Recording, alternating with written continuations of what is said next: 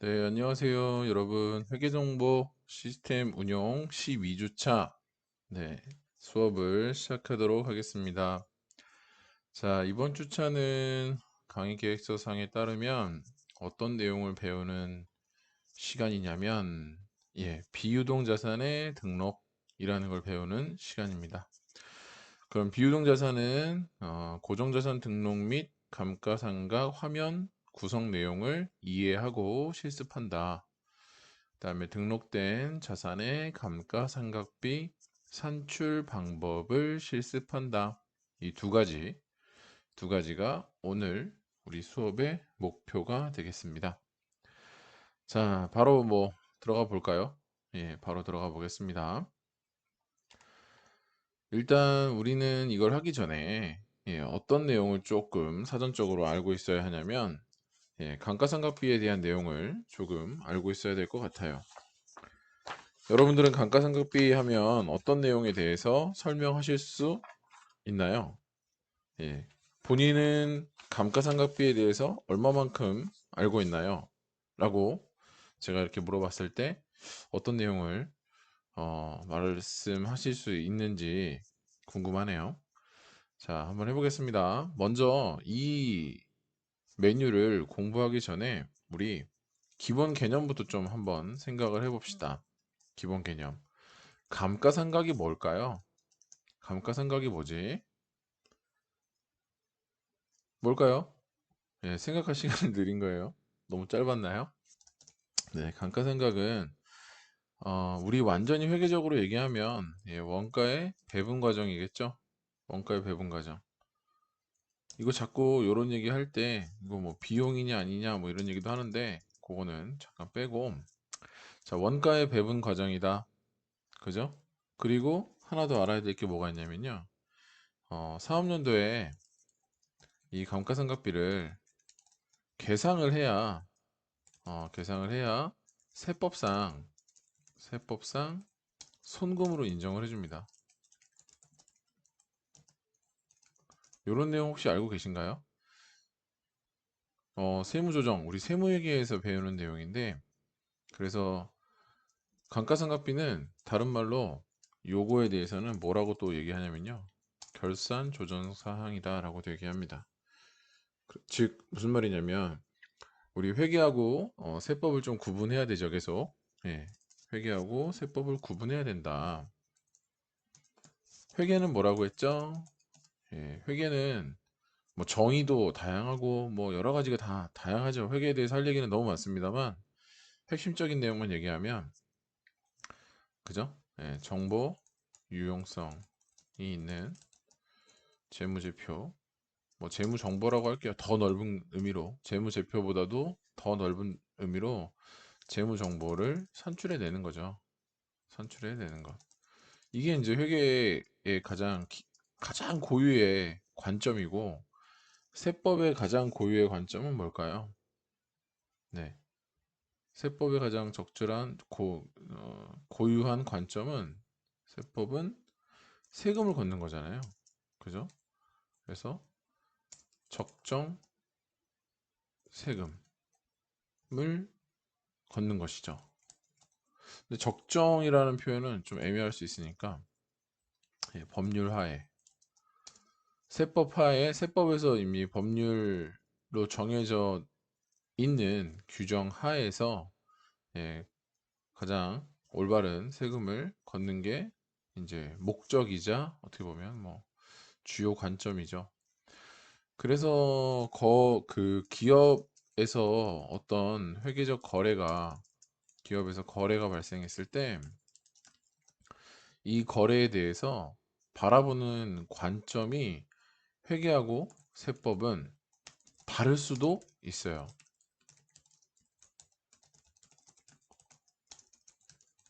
이게 무슨 말이지? 자, 예를 들어 어떤 게 있어요, 우리? 가장 대표적인 게 접대비 한번 얘기해 볼까요? 잠깐. 접대비 한번 얘기해 볼게요. 접대비라는 건 거래 관계 개선을 위해서 사용하는 비용 뭐 이 정도로 정의를 한다고 합시다. 그러면 어느 한 회사가, 어느 한 기업이 1년 동안 접대비 성격에 해당되는 그런 지출을 뭐 3천만 원을 했다고 칩시다. 3천만 원 만큼을 접대비로 사용한 거예요. 그러면 회계는 이 내용에 대해서 어떻게, 접대비를 사용했구나 이만큼, 그리고 얘는 다 현금으로 썼구나, 이렇게 해당 지출이 어떤 성격으로 사용된 것인지, 접대비인지 아니면 자산의 취득 원가인지 아니면 복리후생비인지, 그런 것들이 중요해요. 회계는 그 성격이 정확하게 나타나줘야 그 재무제표에 그 해당 성격에 맞는 내용으로 표시가 되기 때문에 이 회사가 어떤 식으로 영업 활동을 하고 있고 어떤 식으로 재무 활동을 하고 있고 어떤 식으로 투자 활동을 하고 있는지, 뭐 이런 내용들을 잘 이해할 수 있게 됩니다. 즉 정보의 유용성이 증가하게 됩니다. 이렇게 계정 분류를 잘 하는 게, 뭐 이런 게 중요한데, 세법은 뭐가 더 중요하냐면 세금을 걷는 게 더 중요한데, 자꾸 여기에 어떤 가치관이 좀 들어가요. 세법만의 가치관. 그게 뭐냐면, 예를 들면 어, 접대비라는 건 너무 많이 쓰면 좀 좋지 않은 거 아닌가? 회사가 열심히 이렇게 원가를 줄이는 활동을 하거나 해야지, 이게 접대만 해서 이게 되겠나? 뭐 이런 식의 어떤 특정한 가치관이 들어갑니다. 그래서 어떻게 해요? 이 접대비가 1년에 예를 들어 뭐 2,400만 원 혹은 1,200만 원 뭐 이런 정도의 금액이 넘어간다. 회사가 쓴 게. 그러면 그 넘어간 금액에 대해서는 우리가 여기서 누구냐면 세법이에요, 세법. 세금을 계산하는 세법.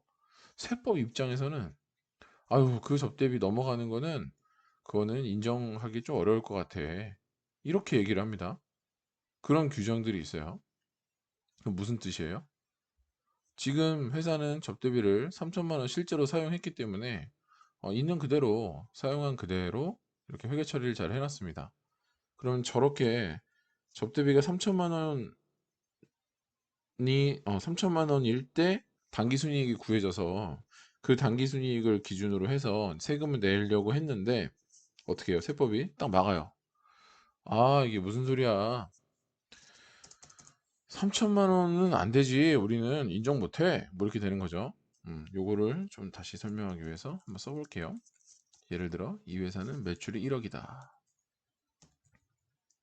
그리고 비용 원가는, 관련된 매출 원가는 2천만 원이다. 가정하는 거예요. 2천만 원이다. 그리고 판관비 중에서도 이제 뭘 썼냐? 접대비를 썼다. 접대비를 3천만 원 썼다. 그래서 우리는 총 실제로 남은 당기 순이익이 5천만 원 남았다. 자, 이렇게 재무회계 회계 측면에서 어, 결산이 끝났어요. 그래서 우리는 순이익 5천만 원인데 이렇게 끝났는데, 그런데 여기서 어떻게 돼요? 5천만 원 벌었으니까 5천만 원에 법인세가 10%라며, 그래서 10% 이렇게 하면, 자, 우리는 이제 법인세 500만 원 내면 되지? 5천만 원 벌었으니까 이렇게 신고를 하려고 했는데, 세법이 뭐라고 하냐면 여기 판관비 중에서 이게 뭐 접대비라고 했죠. 접대비 3천만 원 있잖아. 이 접대비 3천만 원은, 야, 이거는 우리 세법 규정에 의하면 1년에 2,400만 원까지밖에 인정을 안 해줘. 그 이상 쓰면 그거는 니들 잘못한 거야. 우리는 인정 안 해. 이렇게 얘기하고 있는 거예요. 2,400만 원까지만 접대비로 우리는 보겠다. 그러면 이제 회계 입장에서는, 그래서 니들 인정 안 하면 어쩔 건데? 이렇게 물어봤어요. 그 물어보니까 세법이 뭐라고 하냐면, 우린 세무조정하지, 세무조정. 세무조정이 뭔데? 회계가 다시 물어봤죠. 아, 세무조정은 뭐냐면 네가 너만의 이제 기준으로 회계 기준에 의해서 이렇게 비용을 계산하고 분계도 하고 해서 당기순이익이 얼마입니다. 이렇게 네가 얘기했잖아. 그래서 이게 이 금액을 기준으로 해서 우리 세법에서 걷고자 하는 법인세율에 해당되는 세율을 곱해서 거기에 최종 결과값인 500만 원을 이제 법인세로 납부하려고 했잖아. 근데 우리는 이거를 인정 못 한다는 얘기야. 그래서 우리가 볼 때는 판관비가 3천이 아니라 최대 2,400까지밖에 안 되니까 우리가 생각하는 당기순이익은 말이야 이러면서 뭐라고 생각해요? 너는 5천만 원이라고 했지만 우리가 볼 때는 비용이 3천만 원 다 인정받을 수 없기 때문에 600만 원만큼은 접대비 인정 못해. 그래서 5,600만 원이 당기순이익인 것 같아. 이렇게 생각을 한 겁니다. 얘기를 하는 겁니다. 그래서 어떤 행위를 하냐면 법인세를 이제 신고할 때 세무 조정을 해라 해줘라고 이게 이제 강제인 거죠. 세무 조정 해줘 이렇게 법으로 정해놨죠. 그러면 이런 경우에는 뭐라고 해요? 손금, 불산입, 그 다음에 접대비 얼마만큼? 600만 원만큼 이렇게 해준다, 해줘라. 법인세를 신고할 때 니네가 산출한 당기순이익이 5천만 원인 건 알겠는데 그 5천만 원을 기준으로 해서 우리 관점하고 차이가 나는 금액이 600만 원이니까 600만 원을 송금불산입은 뭐 어떻게 하라는 거죠? 예, 더하라는 거예요. 플러스 5천만 원에 600만 원을 더 더해서 5,600만 원이 너희들의 당기순이익이다라고 가정하고 그리고 법인세를 내줘 이렇게 되는 거예요. 그러면 이제 세법 입장에서는 뭐라고 하냐면 5천만 원 아니야 니네 5,600만 원 번 거야 내가 봤을 때는. 그래서 세금도 10% 560만 원 납부해라. 요런 식의 논리가 이제 이게 뭐예요? 예, 세무 조정이에요. 이게 세무 조정. 지금 우리가 한 게 세무 조정입니다.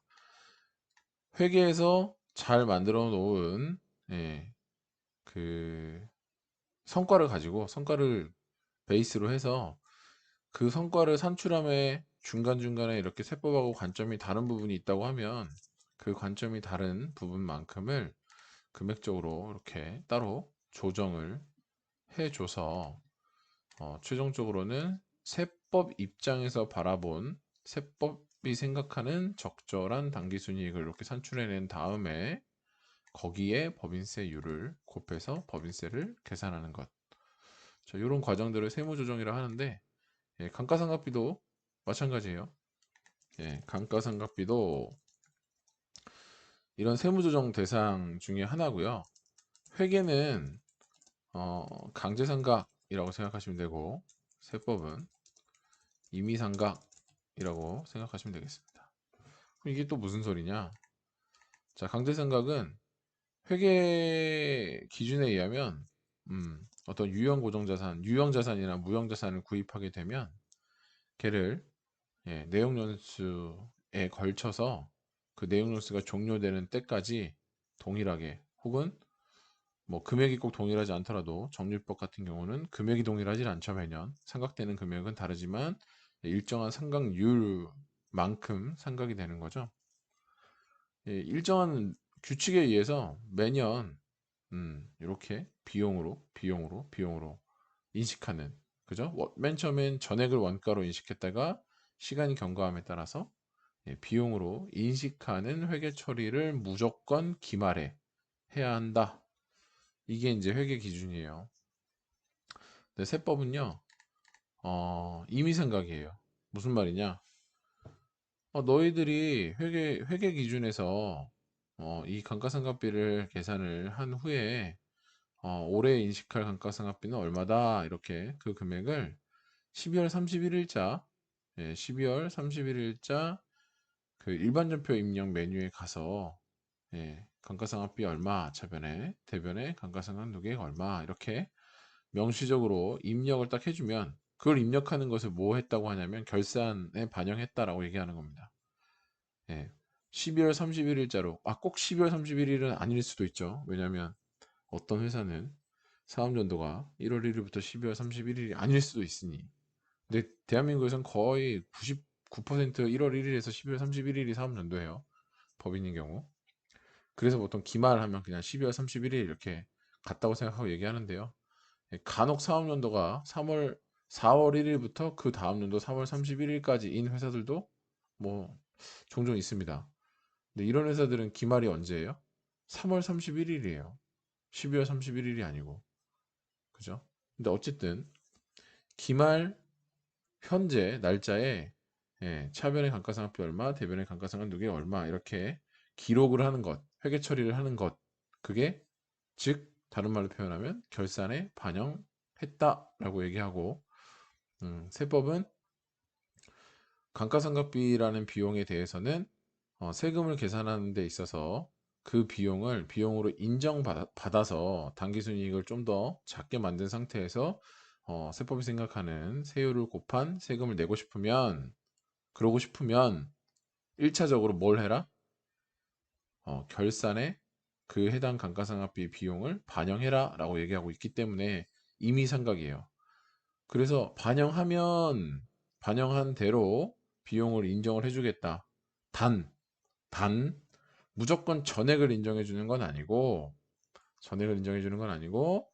접대비는 절대 금액으로 1년에 2,400 이상 넘어가면, 2,400만 원 이상 넘어가면 인정 안 해주듯이 감가상각비 역시 세법이 생각하는 적절한 감가상각 범위액, 표현은 범위액이라고 하는데 실질은 일종의 한도와 같습니다.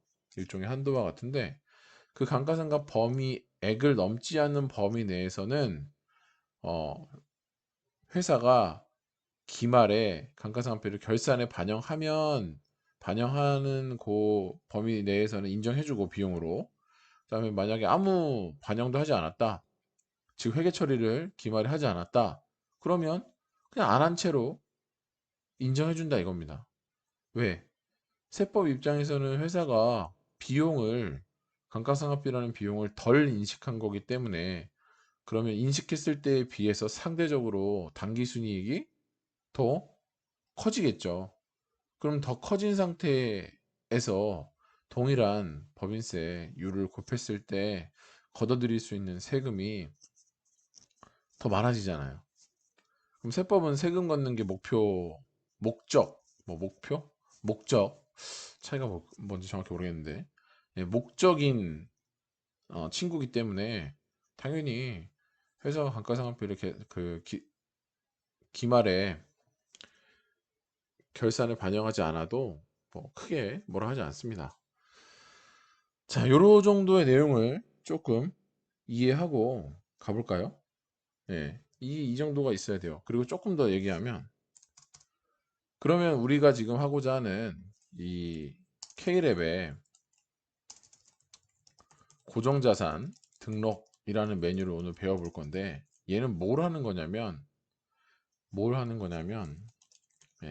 세법상의 감가상각 범위액을 계산하고자 함입니다. 근데 이걸 좀 더 어떻게 편리하게 하고자 우리가 이 고정자산 등록이라는 메뉴를 사용하고 있다. 이해하셨죠? 자, 여기까지. 그리고 여기는 중요한 게 아닌데, 파란색이 될 필요가 없는데. 자, 그리고 또 하나 얘기해야 될 게, 그러면 감가상각 대상 자산은 뭐냐? 모든 자산을 다 감가상각 하나요?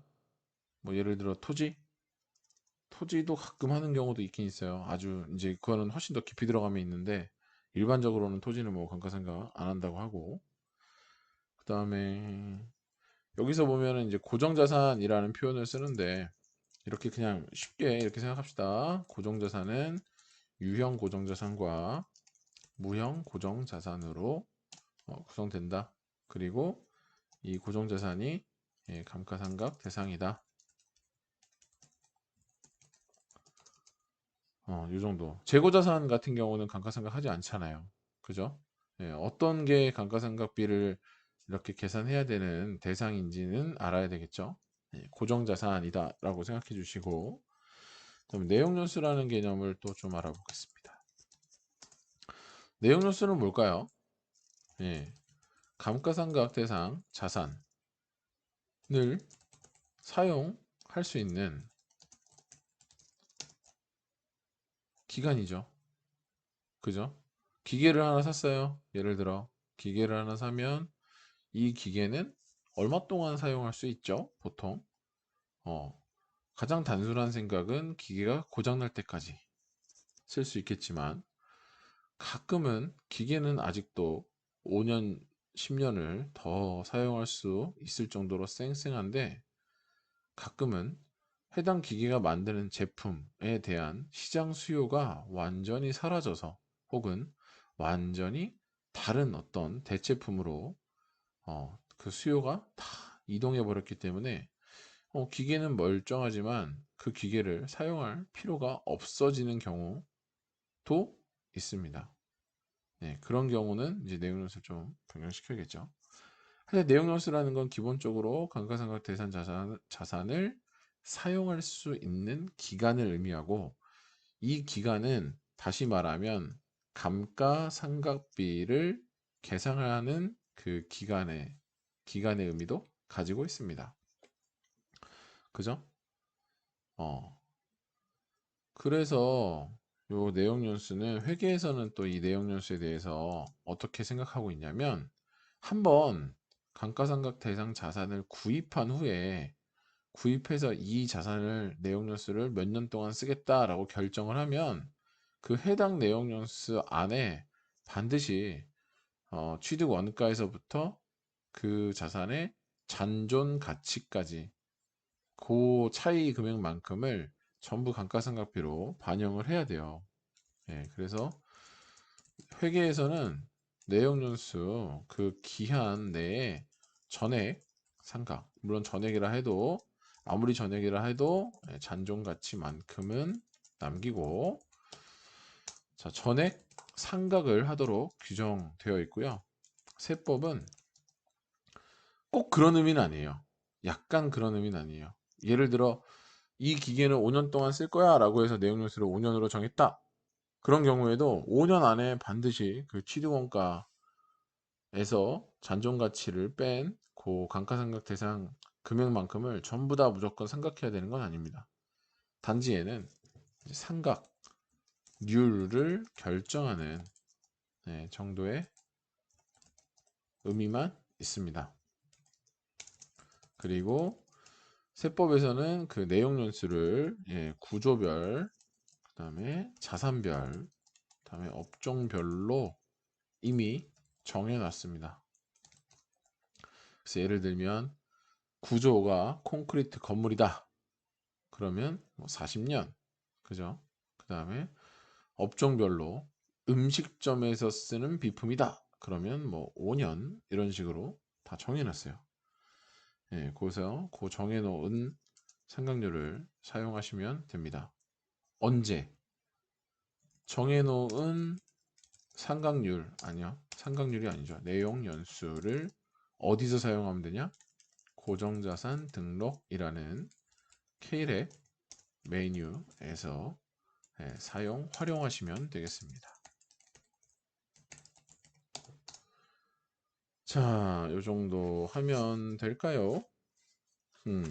또 뭐 이거 말고도 이 감가상각과 관련된 내용은 엄청 많습니다. 그죠? 회계에서는 이제 상각 방법에 대한 얘기가 많이 나와서 올바른 감가상각비를 구하거나, 또 복구충당부채 같은 게 있을 때 감가상각비를 구하거나, 그러니까 올바른 감가상각비를 구하는데 되게 초점이 맞춰져 있고요. 세법은 세법이 생각하는 적절한 상각 범위액, 즉 감가상각비로 인정해 줄 수 있는 최대 한도 금액을, 그걸 구하는 거에 되게 집중이 되어 있어요. 모든 내용이. 그리고 우리가 지금 입력해서 실습해 보고자 하는 K랩의 고정자산 등록 메뉴, 요 메뉴도 회계와 세법 중에 세법에서 그 감가상각과 관련된 상각 범위액을 얼마로 계산하는 게 맞는가, 그 산식을 조금 쉽게 도출해낼 수 있도록 관리하기 위한 목적의 메뉴입니다.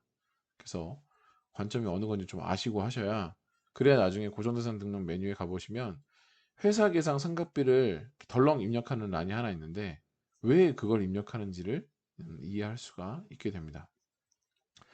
자, 1교시는 약간 이론적인 얘기를 했고요. 2교시부터는 실제 한번 실습을 해 볼게요. 네, 2교시에 뵙겠습니다.